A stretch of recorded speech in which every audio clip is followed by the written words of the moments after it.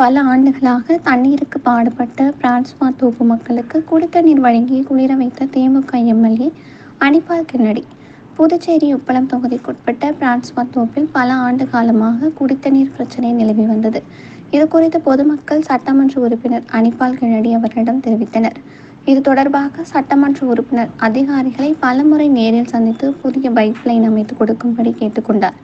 சட்டமன்ற உறுப்பினரின் கோரிக்கையை ஏற்ற அதிகாரிகள் அம்பேத்கர் சாலையில் இருந்து கோலாஸ் நகர் வழியாக பிரான்ஸ்வா தோப்பு பகுதியில் 4 லட்சம் ரூபாய் செலவில் புதியதாக குடிநீர் விநியோகம் செய்வதற்காக பைப் லைன்கள் அமைத்து கொடுத்தனர்.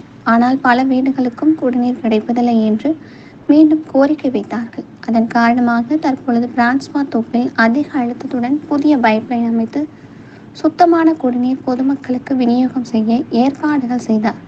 இதனை சட்டமன்ற உறுப்பினர் அனிபால் கென்னடி அவர்கள் நேரில் சென்று பொதுமக்களை சந்தித்து கேட்டறிந்து ஆய்வு மேற்கொண்டார்.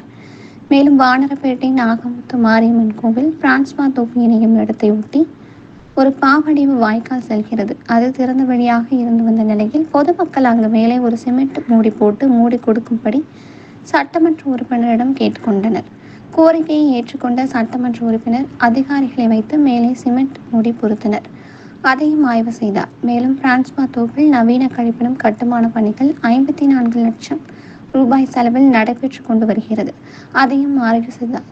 சட்டமன்ற உறுப்பினர் தொகுதியினை ஆய்வு செய்து கொண்டிருக்கும் வேளையில் நாகமுத்து மாரியம்மன் கோவில் தெரு பொதுமக்கள் பிரான்ஸ்வா தோட்டத்தில் சுத்தமான அழுத்தமான குடிநீர் அமைத்து கொடுத்ததை போல் எங்களுக்கும் செய்து தாருங்கள் என்று கோரிக்கை வைத்தனர்.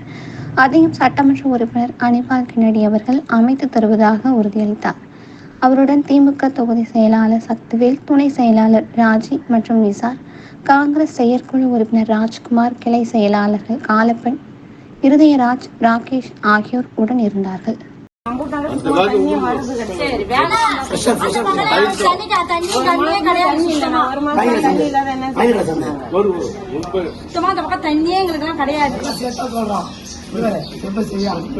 அதான் சொல்றேன், எங்களுக்கு தெரியாது. அப்ப நாங்களும் இருந்து காட்டணும்.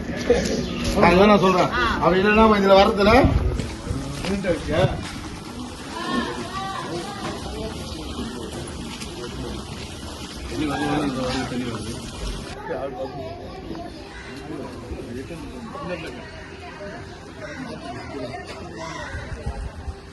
யாரு போறாங்க